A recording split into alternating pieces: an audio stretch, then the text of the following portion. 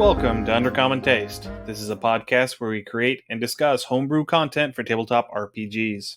Given enough time, anyone may master the physical. With enough knowledge, anyone can become wise. It is the true warrior who can maintain both and surpass the result. I'm Ian Woodworth. I'm joined by my co-host James Daly, and today we are taking a step back in the Wayback Machine, going back to our more homebrew roots, if you will.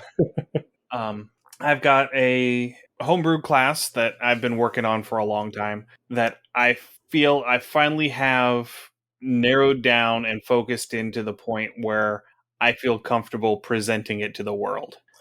I like this class, and this class that we're going to come up, I'll let Ian introduce it further later on, but this is definitely one of two archetypes that I really enjoy that melds combat and casting. I mean, your clerics can kind of do it, your bards can kind of do it, but not like this one is.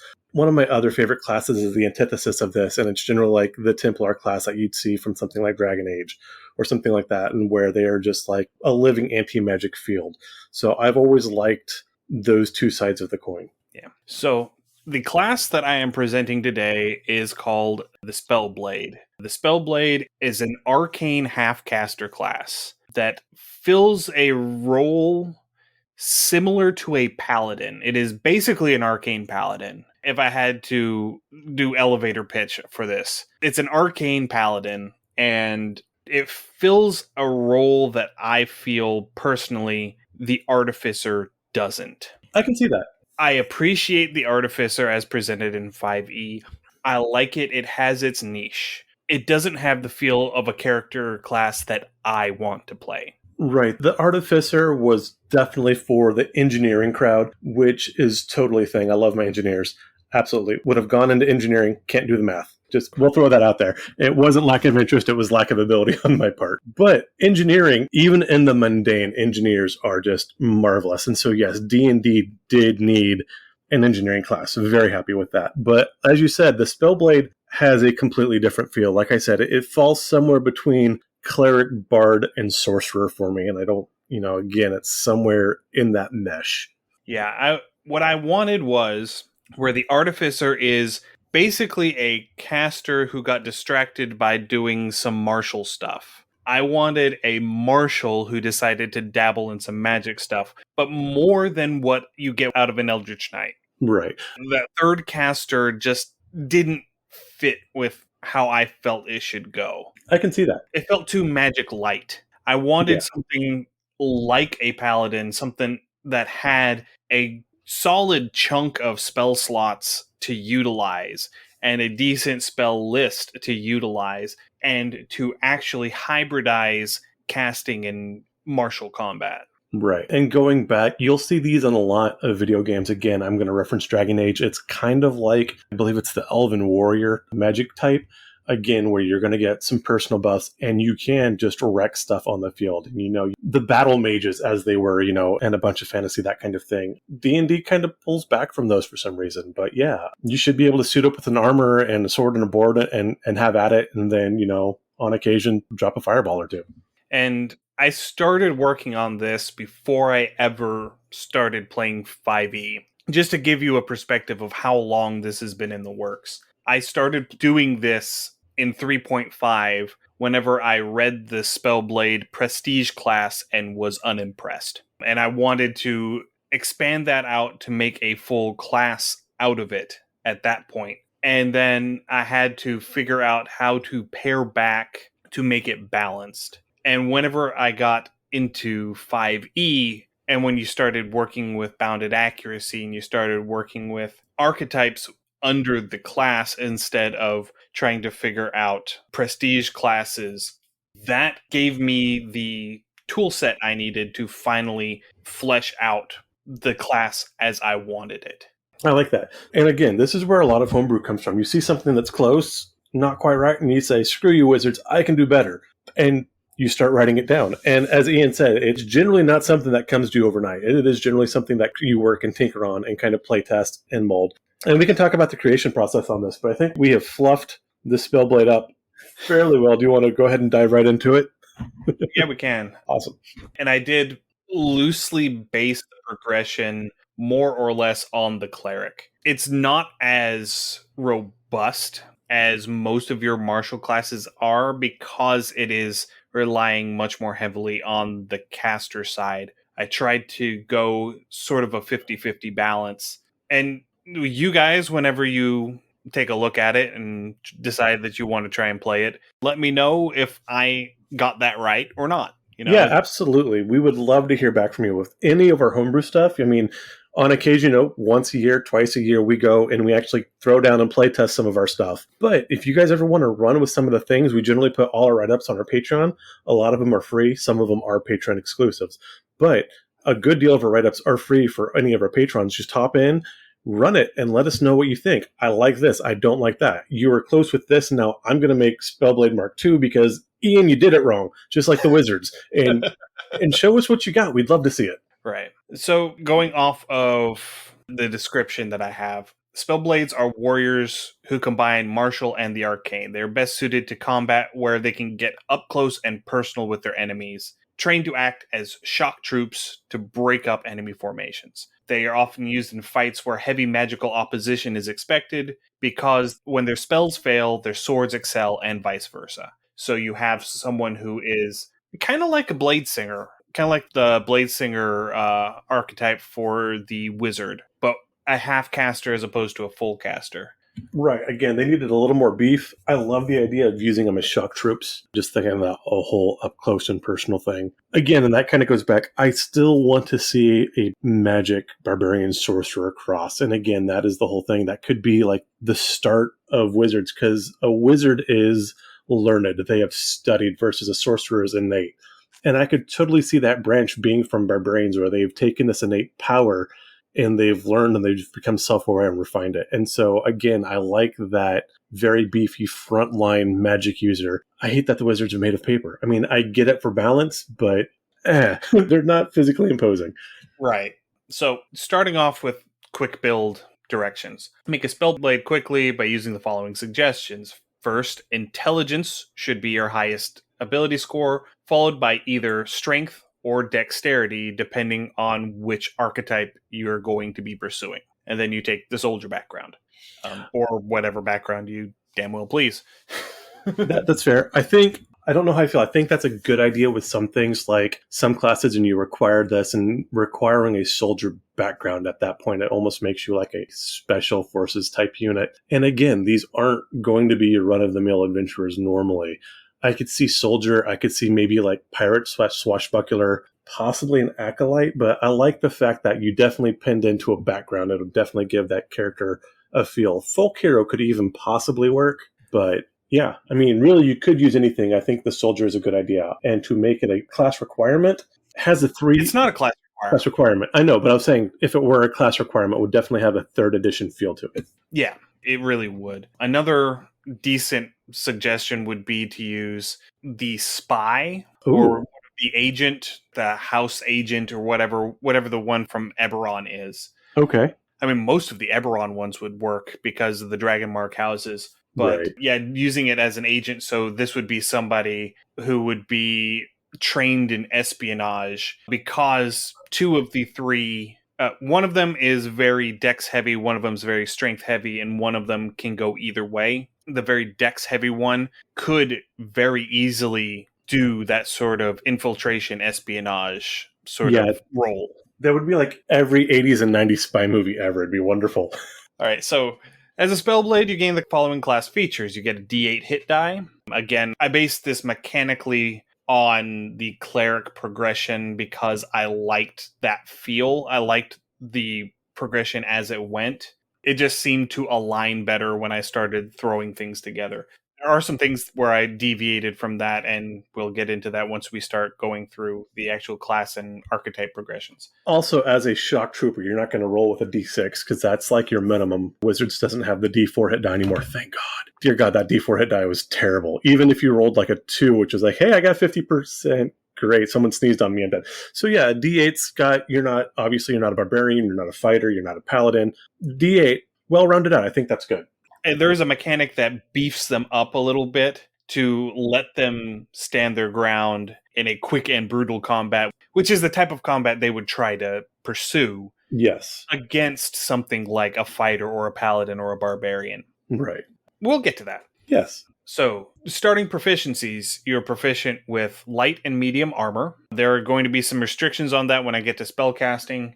Weapons, simple weapons, greatsword, longsword, rapier, scimitar, short sword. So, basically, anything that can be construed as a sword, you can use. You can use swingy slashy stuffs. Yeah. Now, with this, I would ask, especially with things that have the physical component, the somatic components, would you be able to cast while, say, you're two-handing your longsword?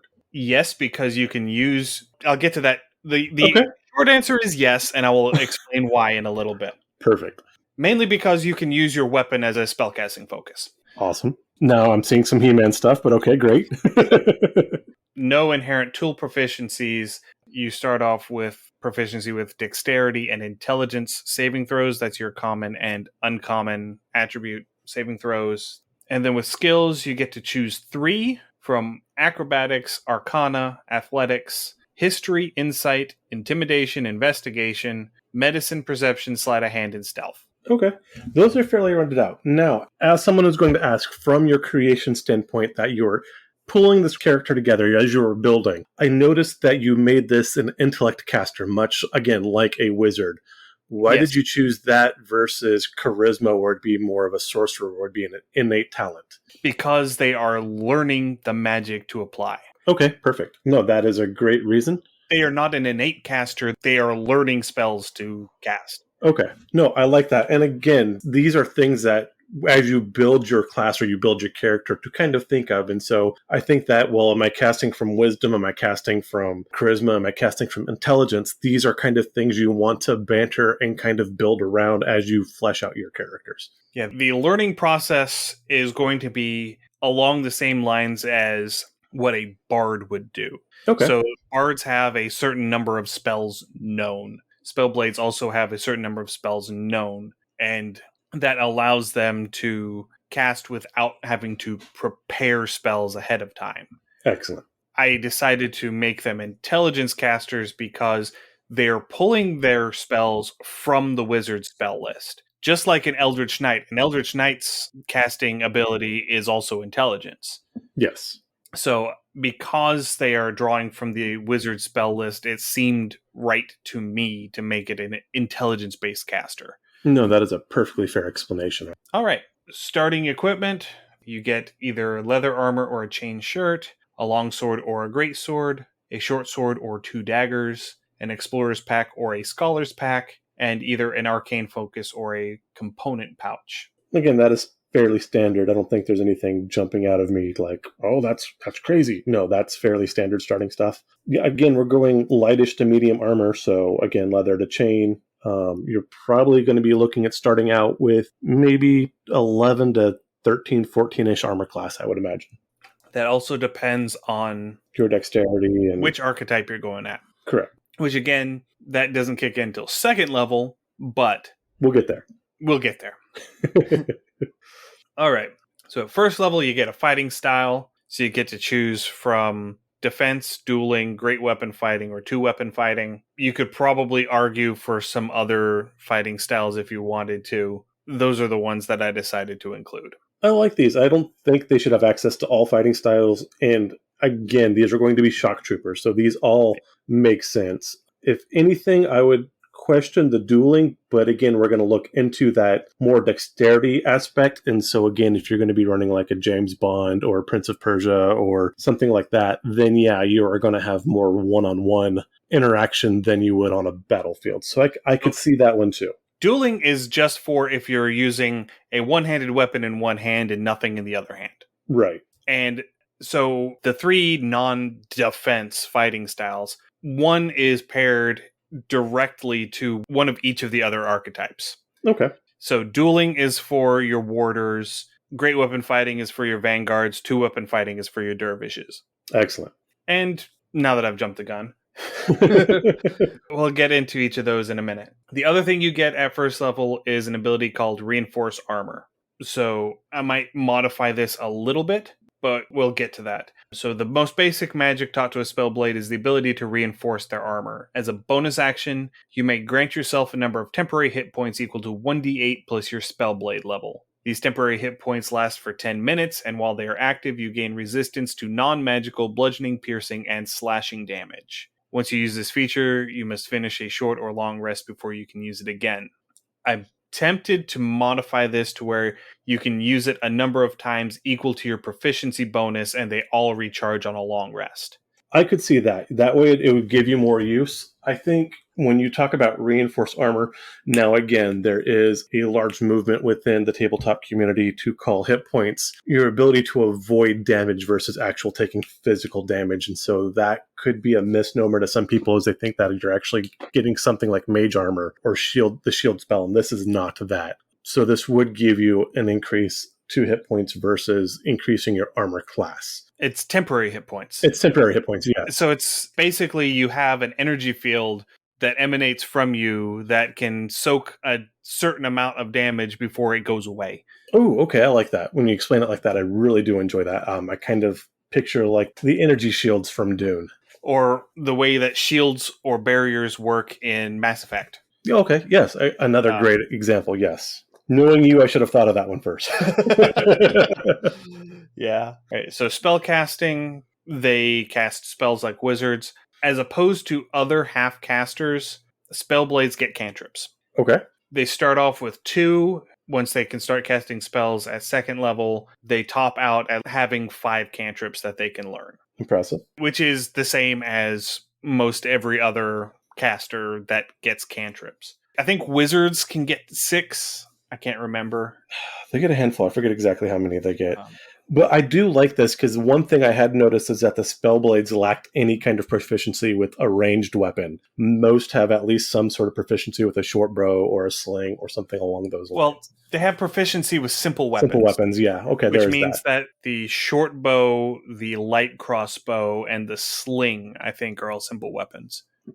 That would be correct, yes. And then also all of the thrown weapons, so daggers, light hammers, hand axes, and javelins are all considered simple weapons as well. Gotcha. Okay. But I was going to say, they do have that ranged bit, and so I think I like that too. And there are also several other very useful cantrips. I could see things like Mend or Prestidigitation. I can say that it's not a tongue twister, I promise. Yeah. And so the thing that I was getting to with how their magic works a little different is this ability called combat casting. So while wearing armor that imposes disadvantage on stealth checks, so that is the bulkier armor in the light and medium armor ranges, it also imposes disadvantage on spell attack rolls with spells that they cast that have somatic components. That's fair. And again, that was something from the older editions that I liked. Yes. It seems weird that you could have a wizard with enough strength that he could wear plate armor if you want, cross-classed him into fighter or something like that. And while I love this concept of a warrior mage or a battle mage, seeing a wizard in full plate just flinging spells willy-nilly just feels wrong. So if you multi-class into fighter, you don't get heavy armor proficiency if you don't have it from your first class. However, multi-classing into a certain domain of cleric, like the Forge Cleric, right, does give you heavy armor proficiency. Yes, so you take 1 level of Life Cleric or 1 level of Forge Cleric or 1 level of War Cleric, and then yes, you can be a Wizard 19 Cleric 1. You have access to first level healing spells. So you have access to Cure Wounds and Healing Word, and you can run around in heavy armor proficiently. Yes, and you only have a strength score of 7 because that's legit. Why not? You only have to have a wisdom of 13 to exactly. There is no strength requirement. But if I remember correctly, medium and heavy armors do have a minimum strength to not impose disadvantage. Right. But again, beyond that disadvantage to your spell casting, and be like, doesn't count, fireball. Right.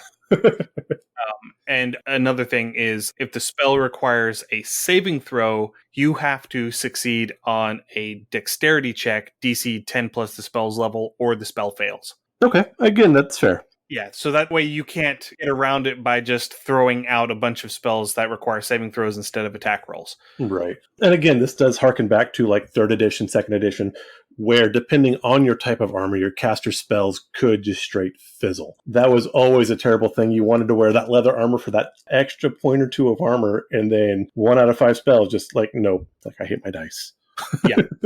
And then all of the other spellcasting stuff is normal. If you want to read that, just read what the wizard has. Okay. And the final thing is spellcasting focus. So you can use an arcane focus to cast your Spellblade spells, but you may also use a weapon which is affected by your arcane augmentation as your spellcasting focus, and that is the next feature we're going to talk about. I was going to ask the one thing I do not see specifically written down with this write-up, because Ian does have this write-up ready and like 99% ready to rock, is you have your spells known, but can you cast all spells known once per day, or how are you doing your spells per day? It works the same way that a sorcerer does, in that you know a certain number of spells, you can cast as many as you have spell slots. Okay. You automatically have all of your known spells prepared because you know them. Okay, perfect. You are an innate caster. Excellent. So yeah, I am borrowing bits and pieces from the different caster classes. So, the innate casting of a sorcerer or a bard, the learning spells from the wizard, just that whole mishmash. No, I love it. And that is the heart of homebrew. You take all the good parts you like and you make Frankenstein's monster. Just be sure to name it and maybe pet him on the head and tell him he's a good boy. Otherwise, he's going to kill your family. Love your creations. Yes. That is the lesson here, is that if you bring it into the world, you have to show it love. Exactly. You are responsible for it.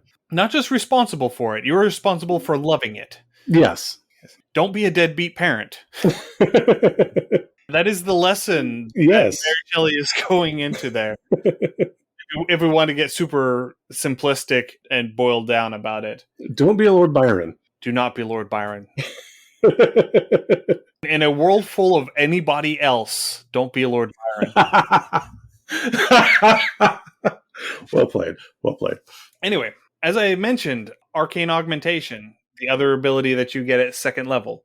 You gain the ability to modify your weapons. It's basically your ability to attach a temporary enchantment to your weapon. Whenever you get it at 2nd level, you get to choose 2 damage types from acid, cold, fire, or lightning. You apply it to your weapon as a bonus action, and while it's active, melee attacks that you make with the augmented weapon deal extra damage of the augmentation's damage type equal to your intelligence modifier. That can be fairly beefy. I mean, if you're going like full high intel, that could be... it tops out at +5. Level. Yeah, still, a +5 at 2nd levels, nothing to sneeze at. Yeah, it's big. So at 6th, 13th, and 18th levels, you get to choose 1 additional damage type to learn to use as an augmentation. And starting at 13th level, you can also choose from necrotic, psychic, or thunder damage. Ooh. Kind of like the psychic sword. I kept the tier 2 damage types until you hit 13th level. Yeah. Just to keep you from, taking thunder and psychic at 2nd level. Steamrolling everything. Yes, absolutely. Additionally, starting at 13th level, if you are dual wielding, you can apply a different augmentation to each of your weapons. That can get really snazzy really fast. I like it. Your arcane augmentation requires concentration to maintain and lasts for 10 minutes or until dismissed as a bonus action. And then you can use the ability a number of times equal to your proficiency bonus, regaining 1 expended use on a short rest and all expended uses on a long rest. I'm thinking about dropping that short rest 1. Right. We discussed that. Just to bring it more in line with other proficiency bonus tied abilities that recharge on a long rest. Now, I love the fact that you make it so this augmentation requires concentration. So 1, you can't go and then cast a bunch of different spells with this. This is the spell you are using at the time, which has a great feel. It also has you can't stack it on top of something like haste or blur. Right. Unless an ally is casting it on you. Right. What I also like about this, too, is this is going to have a great thematic feel when you're in the middle of the fray. You've got this augmentation on your weapon, and you're sitting there, and you think you're just going to go, lawnmower everything, and you get smacked by the rogue that has backstab that you didn't see, and now you've got to roll that concentration check because you've taken damage. and suddenly that light just flickers off your sword, and you're just like, crap. Yeah. That is going to be a wonderful moment at the table to see how the party reacts, how you're going to adapt, really keep your players on the toes. Not like, haha, I took your thing from you, but definitely make them adapt to the situation. Yeah, and it adds a strategic element too, because you're going to want to wait to actually fire up your sword until you are in melee range. Yeah. Because if you fire up your sword whenever you're 80 feet away, and they can, shoot you with magic missile, or if it's a giant, they huck a boulder at you. Yeah. It's like, you might just waste it. I also, depending on the players and how the DMs want to visualize this or enact this at the table, I could totally see this like one of the Jedi moments too, where they're fighting, and they come face to face with the enemy, and and the sword starts glowing, or runes light up along the blade, and it's just that like, yeah moment, it's just one of those things. Could be great for an intimidation check at some point. Someone's talking about attraction. It's like, okay, fine. And all of a sudden, like the sword starts flaming, or however you want to deal with that, you could really do a lot of that role play wise at the table. I think that would lead to some wonderful moments. And I can definitely see some cinematic moments where you mechanically bonus action, apply augmentation, attack, and you like crit. Oh yeah. But cinematically, as you describe it, what you do is you stab the guy, and then while your sword is still in him, you light it up. Oh, that'd be amazing. Yes. Yes, let's do it.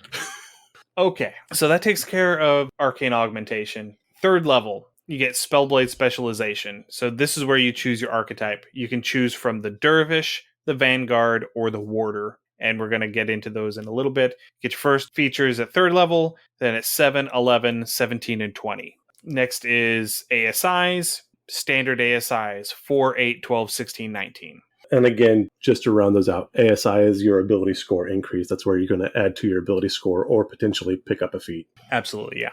Next is at 5th level, you get extra attack because they are a martial class. So you can attack twice instead of once when you take the attack action on your turn. And then you get an upgrade to 3 attacks per attack action at 15th level. Nice. I didn't want to go full 4 attacks like the fighter gets because, well, the fighter has to be good at something. Yeah. Let the fighter be good at something. The fighter's good at fighting and flipping tables. The barbarian is better at flipping tables than the fighter is. Fair enough. It's that D12 hit die. It really is. And then the last base class feature is Elemental Ward at 9th level. Just like with the cleric, the last cleric class feature, new one that you get, is at 9th level. So starting at 9th level, when you activate an arcane augmentation on one of your weapons, you may also grant yourself resistance to one of your arcane augmentation damage types. Your damage resistance does not need to match your weapon's augmentation damage type, and it lasts as long as you maintain your augmentation. Snazzy. So if you fail your concentration check and your augmentation goes off, you suddenly lose your resistance too. That's great for the dragon fight until it's not. Yes, exactly. And that's what I was thinking, because initially I was like, oh, you match your damage resistance to the augmentation type, right? Right. But then, you're fighting, say, a red dragon.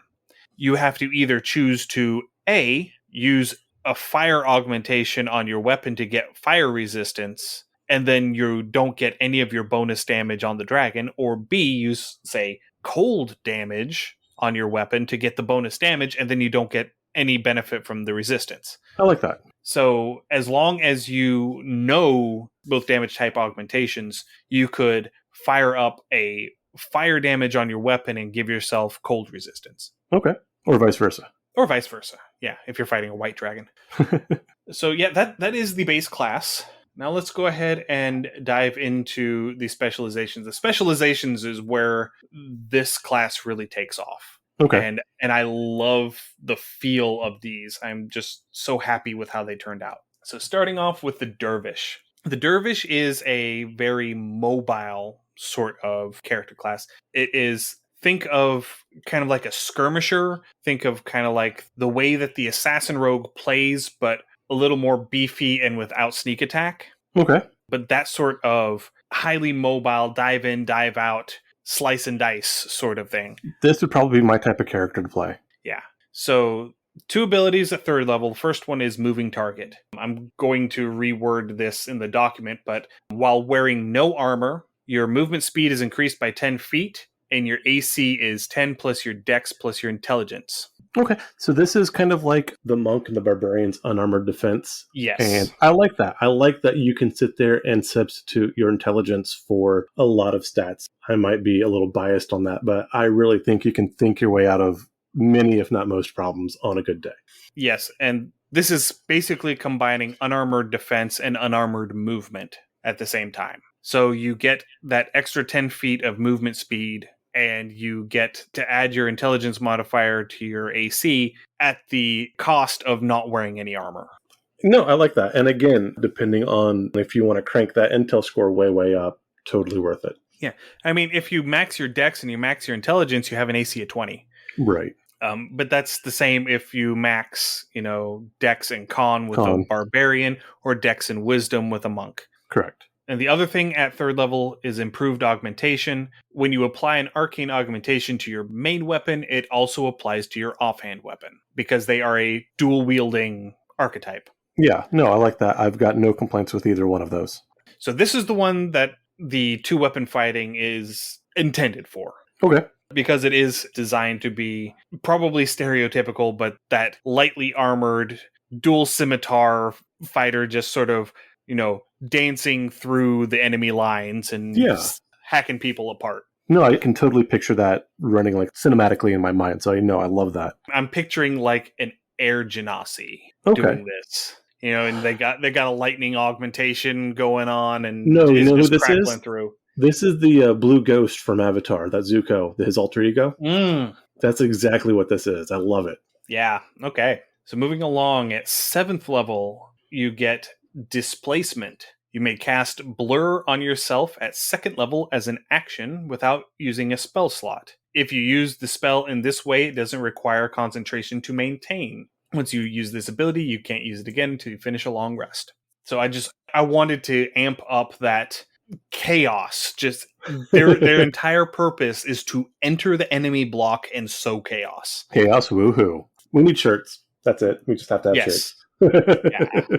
At 11th level, Battlefield Momentum. If you reduce a creature to 0 hit points, you may teleport up to 10 feet and make a single attack with your primary weapon as a bonus action. Do we want to put the bag of kitten limiter on this one? The bag of rats limiter? Yeah. Well, the limiter is that you have to use your bonus action to do it. Okay, so you could only do it once. You can only do it once per turn. Okay, no, that's fair then. I was saying I missed the bonus action part, so I'm just thinking your 20th level, kill a kobold, flash, kill a kobold, flash, kill a kobold, flash. No, because you can teleport up to 10 feet and make a single attack as a bonus action. Bonus action. Okay, there we go. Okay. Nope, that perfectly limited. Okay, we're good. So basically, I'm giving them a temporary 50 feet of movement on that turn because they reduced the creature to 0 hit points. And they might be out of movement and can't reach the next guy to make a bonus action offhand attack. So that's basically letting them fudge time and space to get their bonus attack. So at 17th level, Blade Storm. You can unleash a torrent of spell and steel in the area around you. As an action, you force all creatures within 10 feet of you to make a dexterity saving throw. Each creature takes 4d8 slashing damage and 4d8 damage of your arcane augmentation's damage type, and half as much on a success. You must have an arcane augmentation active to use this ability, and once you use it, you can't use it again until you finish a long rest. Did you ever watch Fate Zero? Yes. So this kind of reminds me of Gilgamesh's, ultimate weapon where you could summon all the bladed weapons and just kind of fling them at people. Yes. I love that. I need to rewatch that. That is on my rewatch list. Yeah. Fate Zero was a great... It really was. Amazing anime. Go watch Fate Zero. There's one before it, Fate... the timeline for Fate gets a little weird. There's another really good one that comes before it. Fate Zero is actually a prequel of sorts, but Fate Zero definitely watch. Watch the other ones too. They're actually really well done. Yeah, I'm trying to remember what the other one was that I really liked. The other Fate one. Now I gotta Google it. Well, at least we can edit all that out. Unlimited Blade Works. Yes. Unlimited Blade Works was a really good one too. Right. Again, Watch both. Very well done.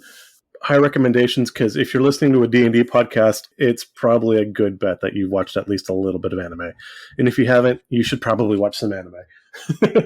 And then the capstone for the dervish at 20th level is Phantom Killer. You regain your use of the displacement ability when you finish a short rest, so you can cast Blur once per short rest without spending a spell slot. Ooh. While the Blur granted by displacement is active, you deal damage to creatures within 5 feet of you who miss you with melee attacks. Also very nice. The damage dealt is slashing damage equal to your dexterity modifier, plus damage of your augmentations type equal to your intelligence modifier. That could be really, really nice if you get surrounded. Like, if you get attacked by, all the goblins or the kobolds where they all have, like, that weird advantage when they're within a group. And thankfully, 3 of them missed. That could really help out. No, I like that. I would be very happy to have that as a 20th level. Yeah. I wanted the capstone abilities to be, okay, that is good enough to stay in this class to 20th level. Absolutely. Let's make it worth it. That was the feel I was going for, too, is, they get sort of blurry, miragey in combat, and so you're not entirely sure where they are, and so they're just dancing around weapons and retaliating every time somebody comes in at them as a spot opens up, and they're just constant movement. Oh, I'm just seeing, you couldn't do this as 20, you might be able to do it if you picked up a feat, but where you have like the disengage, or if you had something, not quite disengage, but if you had something that would increase, hold on, let me finish this, I have a half a thought. So if your armor class was high enough and you could provoke attacks of opportunity where you were fairly certain you could make them miss that because your armor class is so high or whatever, this could be brutal. Because that would trigger that attack of opportunity. If they miss, they take that damage. And so you could literally like just run past people and just mow them down as they're swinging and missing. It'd be like running a gauntlet. Yeah. Oh, I love that. But the thing is, eventually, if the DM is smart, the enemies will catch onto that and will not take that attack of opportunity. Right. Okay, so that's the dervish. That's the first one. I like it. The second one is the Vanguard. And the Vanguard is the exact opposite. So the Vanguard is a Spellblade that chooses to use brute force, smashing into enemy formations with heavy weapons in an effort to overwhelm them under the onslaught. They also use their abilities for passive defenses, shrugging off all but the most grievous of injuries. I love this. Yeah, this is going to be fun too. Yeah. So bonus proficiencies. At 3rd level, you gain proficiency with all martial weapons with the heavy trait. Ooh. So that means you get proficiency with mauls, with great axes, with glaives, with halberds. So you can use reach weapons if you wanted. And then the other ability at 3rd level is Augmented Cleave. Once per turn, when you hit a creature with a heavy weapon with an active arcane augmentation, you may choose another creature within 5 feet of you or your target to make a dexterity saving throw. On a failed save, that target takes damage of the augmentation's damage type equal to your intelligence modifier. I like it. Again, that has a good feel to it. You're just taking these big, heavy swings, and the energy is just kind of shedding off the edge of the weapon and smacking into other stuff. I could really picture this one. You're getting that littlest bit of splash. Yeah. That makes your enemies stay on their toes, or otherwise they're going to get smacked. Yeah. At 7th level, you get Improved Reinforcement. While you have temporary hit points from your Reinforced Armor ability, you gain a bonus to your AC equal to your intelligence modifier. This is what I was kind of feeling when I first read the Reinforced Armor ability, yeah. Yeah. So because they don't have a way to automatically add their intelligence modifier, because that's a dervish-specific, unarmored combat thing, this lets them, while they have that buff going, to get the temp HP and the non-magical bludgeoning, piercing, slashing resistance, they get to add to their AC for a little bit. I like it. And again, if they're going to be in the front lines mushing things up, this is definitely a skill that they need to have. I wanted this class to be the juggernaut. Yeah. I wanted them to be able to just wade in and break things. I love it. Like I said, the dervish feels more my style, but I love this character too. Oh, the Vanguard is totally my style. Yes. I am not going to lie. The Warder is my baby, but the Vanguard is my style. And again, if you've not noticed from listening, Ian and I tend to be the opposite ends of the same coin. So we sit there, we catch things from both ends. It's fun. Yeah, it's great. So at 11th level, Arcane Ferocity, you may add your strength modifier to the magical damage of your arcane augmentation and augmented cleave.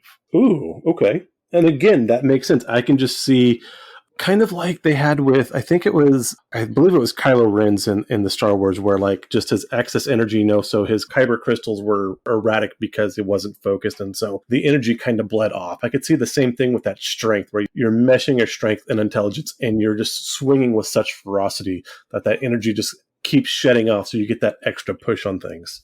Yeah. And that plays into, again, the archetype that I'm trying to play with. I'm trying to play off of the trope of, I don't want my bruisers to be big, dumb buffoons. Exactly. No. I want a smart bruiser. Yeah. Because that is terrifying. Absolutely. You talk to some of these, ex-special forces guys that, have Ivy League educations. Oh, yeah. They're terrifying. And you're like, okay, I acknowledge that your intellect is above mine and that you know 47 ways to kill me with a ballpoint pen. I'm going over here now. Exactly. I was going to say, even in the mobster movies, you'd have like the enforcer or, the big Guido type dude, and they're supposed to talk like this and be kind of dumb. But every once in a while, there would be one who was savvy and knew what the hell was going on, and that guy was terrifying. So, because we like bringing back the Dresden Files. Oh, of course. Hendrix. I loved Hendrix. Hendrix he's way up there for me, yes. Yeah, Hendrix would be a vanguard. Oh, absolutely. I could totally see that. Yes. So, continuing on, at 17th level, Arcane Torrent. This is the parallel with the Blade Storm, so this is another single big action that you can take. And so, as an action, you can send out a blast of arcane energy in a 30-foot cone originating from you. All creatures in the cone take 68 damage of your arcane augmentation's damage type, or half as much on a successful dex save. Creatures who fail their dex save are also knocked prone or pushed 10 feet away from you, your choice. Ooh. You must have an arcane augmentation active to use this ability, and once you use it, you can't use it again until you finish a long rest. That is a wonderful, just giant F you to a crowd of people that you're fighting. I love that. That clears doorways, that clears hallways. If you can time it right, if one of your partners are getting mobbed, yeah. Oh, that is a wonderful room clearing ability. That makes me happy. Yeah, it is a breaching charge. It really is. Yeah, you just throw thunder damage on it. Oh, yeah. And let it go. Look at me. I'm a living flashbang. Yeah. No, I'm Claymore. Yeah. And the best thing is you could do it with a Claymore. Yes. Because they use heavy weapons. So a greatsword is a heavy weapon. So I love that. They could be a Claymore with a Claymore. Oh, I love it. I love it. I love it. And then the capstone at 20th level is Elemental Reinforcement. While you have temporary hit points from your Reinforce Armor ability, any damage you take is reduced by an amount equal to your intelligence modifier. Ooh, a good solid damage reduction. So you just get to automatically take, I'm assuming that by 20th level you have a 20 intelligence, you just get to automatically take 5 points of damage off the top of anything that you take. I like that. No, and again, a straight damage reduction is something that you've not seen as much of in 5th edition. That was more of a 2nd and 3rd edition thing. But I like it. You know what? Just, no, that doesn't hurt me. And because it is only in effect while the Reinforced Armor ability is up, so while you have temporary hit points, that is going to be something that basically I'm just increasing the efficiency of that buff. I'm increasing the efficiency of your temporary hit points. I like that. And it also really makes the character stop and think about when they want to use that ability. It's not something they're just going to throw around willy-nilly. And because while it's active, they gain resistance to non-magical bludgeoning, piercing, slashing damage. So if it's a non-magical attack, it's automatically halved before the damage reduction. Nice. Hey everyone, Ian here in post with a minor correction. I got my order switched here. Whenever you're taking damage while you have both damage reduction and resistance, the damage reduction comes off first before applying resistance. So yeah, I got those backwards. On with the show. And then they also have a bonus to their AC from improved reinforcement. So they're already harder to hit to begin with. No, I like that. So basically, I'm just saying that this bonus just really reinforces, making you kind of like Colossus. Yeah, it gives you that extra bit of, no, I'm not going to die today. Yeah, it's that little bit more of, it takes so much more to actually effectively hinder me. So the feel that I really wanted to get to for the Vanguard was that I wanted them to be a freight train. I wanted them to be the Juggernaut. I wanted them to be that force that, yes, you can stop it. It's how much are you willing to devote to throwing at it in order to make it stop.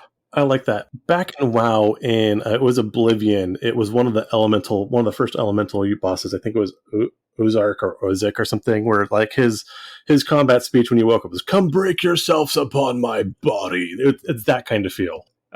You said Oblivion, what you meant was Molten Core. No, it wasn't Molten Core. It was the X-Pack, not Oblivion, but the one that came after Wrath. Oh, Cataclysm. Cataclysm. There we go. Yeah, it was Cataclysm. Oh yeah, I know what you're talking about. Yeah, Ozruk down yes, down in Blackrock something or other. Right. It's been years. See, slight tangent. I know that because my main is a tank. I main a prot paladin. That should surprise no one at this point. But I wiped on that boss so many times because the DPS did not understand the mechanics of that fight. Yeah. But it is that I'm going to be on the field and you are going to wreck yourself fighting me, and when it's done, I'm still here. It's like that scene from Deadpool where Deadpool punches Colossus and just shatters every bone in his hand. Exactly, yes. That was the feel I was wanting to get out of this. Perfect. So that's the Vanguard. That's the second one. That's the one that, of these three, if I were to make one and play it, that's the one I would probably play. The Warder is the original concept. Okay.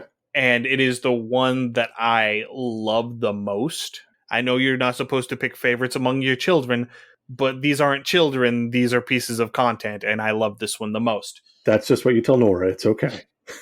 Well, it's easy to love all your children equally when you only have one, and I'm going to leave it at that. All right, moving on to our third archetype, we've got the Warder. The Warder is a Spellblade who takes advantage of an active magical defense, interposing a condensed wall of force between themselves and the hazards of the battlefield. They also rely more heavily on actual spellcasting in combat than the other specializations. So starting off at third level, you get an expanded spell list. So your spell list is expanded to include all abjuration, evocation, and transmutation spells from the wizard spell list with a range of 60 feet or less. Okay, I like that. Again, it's close to medium range. It feels good. Yeah, because I wanted to limit, the reach that the Spellblades had. All of their cantrips and all of their spells are fairly short range. I tried to keep them all to being a 30-foot range or shorter. Okay. No, I like that. And again, that's about the range of a thrown weapon, like a javelin or thrown hammer, so...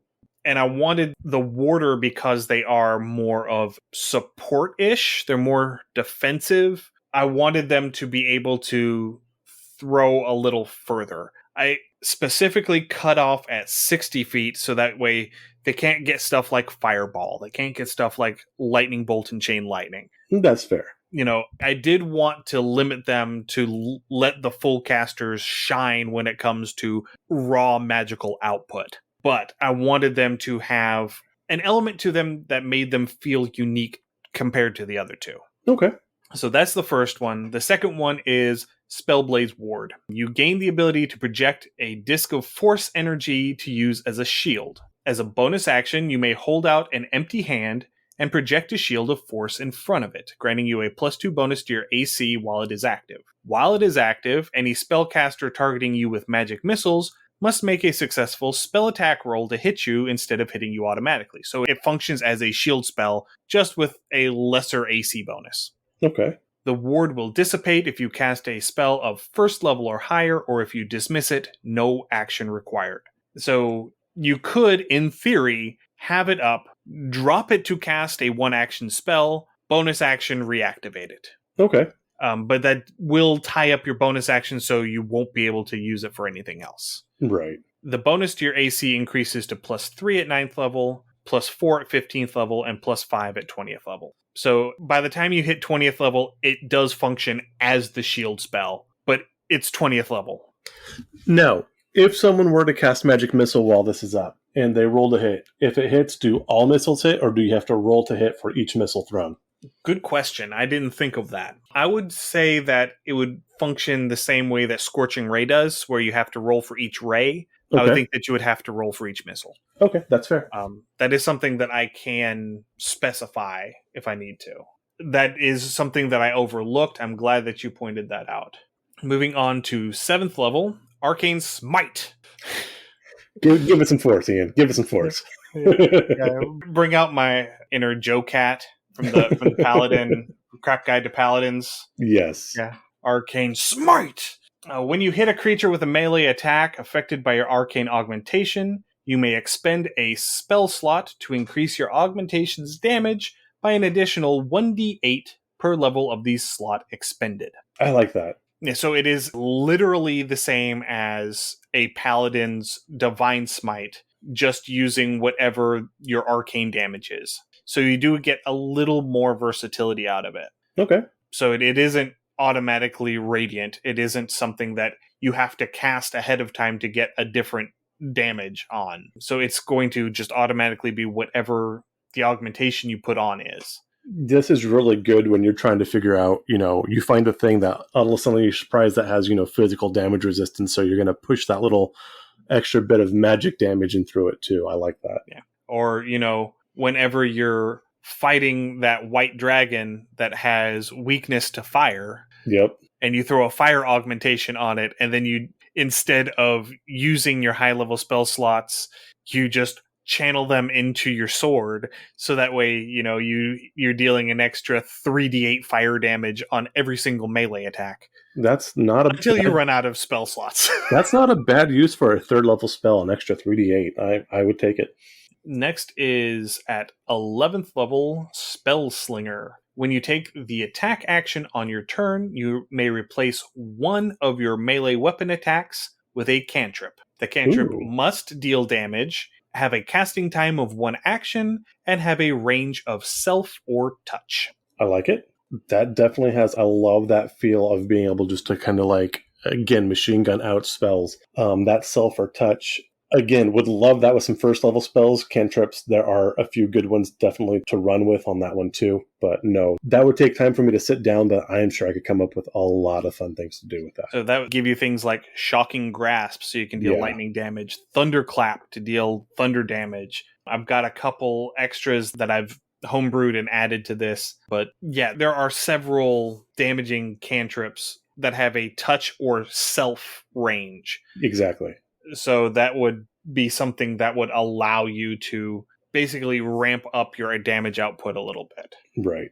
At 17th level, Arcane Evasion. So while you're maintaining your ward, if you're subjected to an effect that allows you to make a dexterity saving throw to only take half damage, you instead take no damage on a successful saving throw and half damage if you fail. It is the ability from, was it the Shield Master feat or the evasion ability? I'm thinking evasion with rogues. There is that ability as part of, I think it's the Shield Master feat, where it gives you basically evasion while you're using a shield. Right. So yeah, that's what I give. It's a little weak for a 17th level ability, but compared to the stuff that they've gotten so far, I think that it fits thematically, and I think that it remains in balance. It does. If anything, I would add maybe a couple extra to your, maybe get, while it's up, you have expertise with your defense saves, your defense saving throws.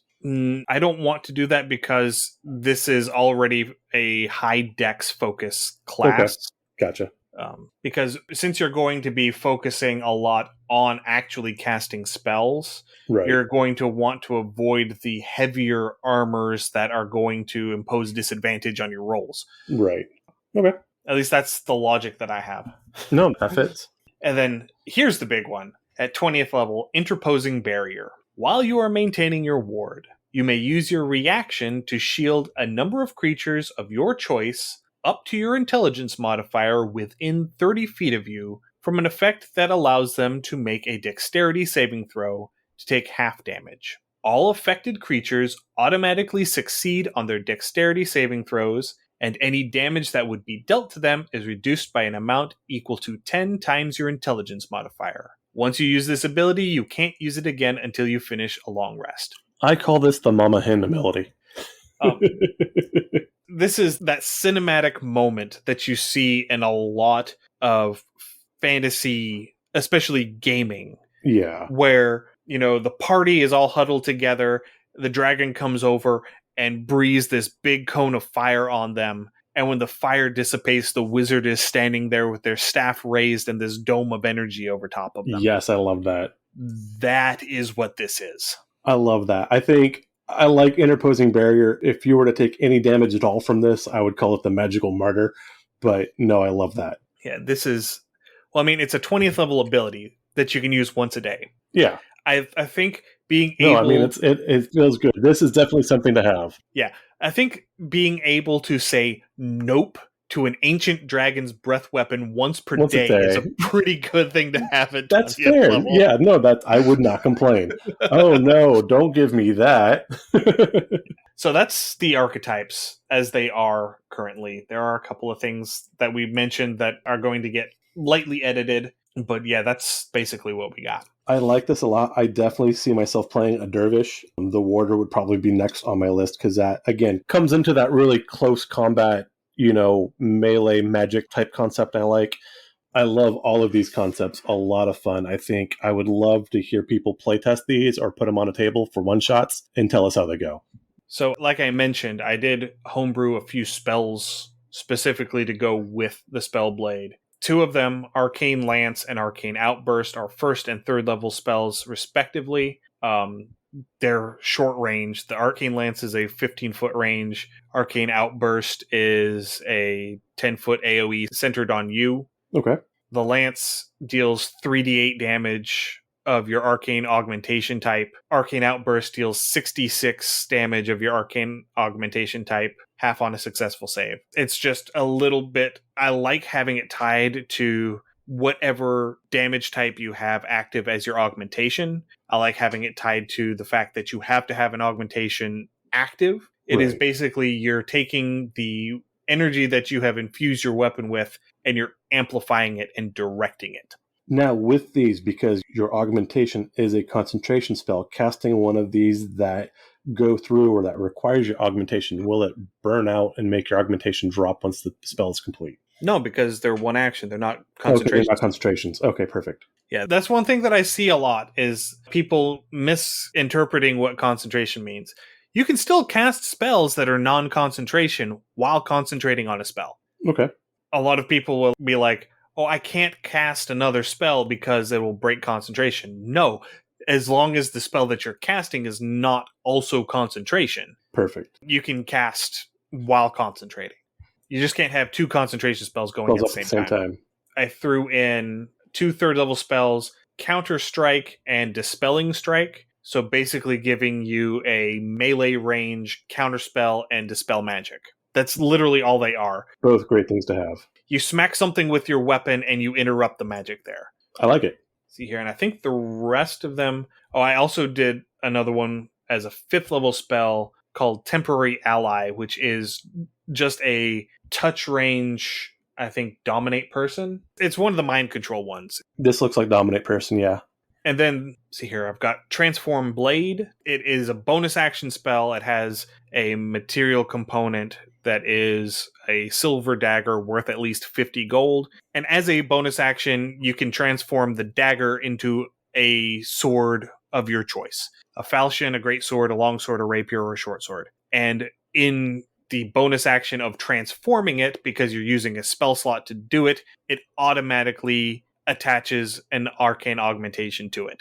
Okay. Because you're using your bonus action to do it. So yeah, you can pull a dagger and bonus action, throw some magic into it, and now you have a flaming greatsword. Awesome. It has a duration of 10 minutes. It is also concentration, so I would say that because it does say, and automatically gains the effects of one of your arcane augmentations for the spell's duration, I might need to work with the wording of that, because the way I'm reading it right... It would burn one of your augment arcane, so it would be the same as you using the arcane augmentation. So it'd still be the concentration. But it's not. Oh, okay. It gains the effects of an augmentation, but it's not using one of your uses, because you're using a spell slot instead of the ability. Okay. No, then that should be okay as is. It's just, again, it requires concentration to maintain it. So yeah. Okay. No, that sounds fair. And then so you can upcast it. If you upcast it as a 3rd level spell, it lasts for 1 hour and gets a +1 bonus to attack and damage rolls. If you upcast it as a 5th level spell, it lasts for 8 hours and it becomes a +2 sword. I like it. Because I figure that if you're upcasting it, you should get something better than just duration. Yeah, no, totally worth it. I like it. Right. And then the last thing that I've got a couple of cantrips, because there aren't very many short-range cantrips. There's really not. So I've got one that's Caustic Grip. It deals D10 acid damage on touch, bumping up by a D10 at all the normal levels. And on a hit, the target's AC is reduced by 1 until the end of your next turn. Okay. Next one is Freezer Burn. Does D8 cold damage. And on a hit, the next attack the target makes before the start of your next turn is made with disadvantage. So basically, their next attack, whatever it is, as long as it's before you get to go again, is made with disadvantage. Okay. So it's that chilling effect that you get, but instead of Ray of Frost that reduces your movement speed, this is a little more effective for close quarters. Okay. Is what I was going for. Kind of makes me think a little bit of Bioshock, but so far I'm liking it. And then the third one is Lava Lash. Yes, I lifted that name from World of Warcraft. And it is literally just Thorn Whip that does fire damage. Ooh, I like it. That is all of the reskinning that I did. Just a little bit spicy. I just changed the damage type. Good deal. So you can Scorpion, get over here. I love it. And that's it.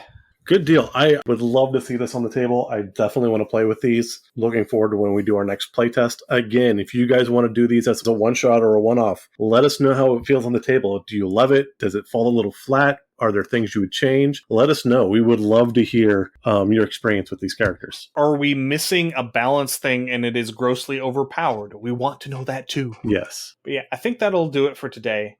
Thank you everyone for listening. If you have any comments, suggestions, or ideas, please send us an email, undercommontaste@gmail.com, or send us a direct message through our Twitter account @UCTHomebrew. You can also find us on Instagram, Facebook, TikTok, Twitch, and YouTube. Just search Undercommon Taste. We are on Patreon, as we mentioned, patreon.com/Undercommon Taste. That's where we put all of our write-ups. That's where the write-up for the Spellblade is going to go. I am in the process of putting together an itch store that might be open by the time this episode comes out, because I am working on a Liminal Horror module for the Tales from the Void jam. If you listen to our last episode with Goblin Archives, you'll know all about that. If you haven't, go listen to it. It was great. Yeah, that was a lot of fun to do. So the idea is that I'm going to throw this up as is on Patreon for free. Once we get a little bit of feedback, once we've had a little bit of time to actually play test it ourselves,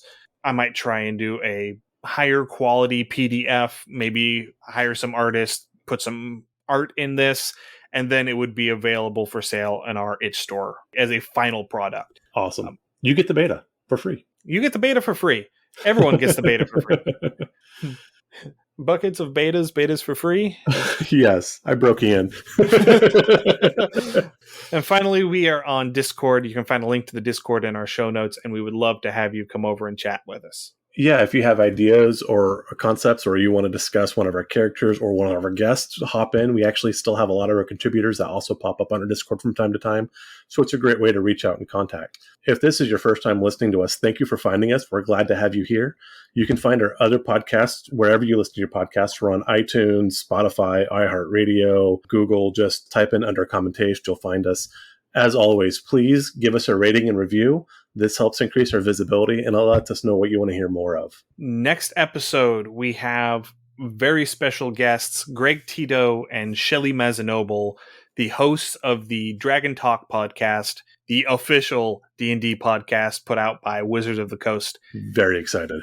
They are coming on to talk about their new book called Welcome to Dragon Talk. It is a book talking specifically about their experiences hosting Dragon Talk and some of their favorite guests over the last 500 episodes, I think. Oh, wow. I think they're getting pretty close to that. Might be 400. I can't remember off the top of my head. They've been around a little while. They've been around for a hot minute. And we're really super excited to have them on. So that interview is going to be live on our Twitch stream, twitch.tv/Undercommon Taste, on Friday, November 11th at 9 p.m. Eastern Time. Awesome. So mark your calendars, be there. We're going to have a grand old time. If you can't catch it, then it will be the regular episode the following Wednesday. But until then, we will see you a week from Friday. So stay safe, everyone, and we'll see you then. Happy gaming. Thank you for listening to another episode of Undercommon Taste. You can find links to all of our social media accounts, Twitter, Instagram, Facebook, YouTube, and Twitch, as well as our Patreon and Discord channel in the show notes.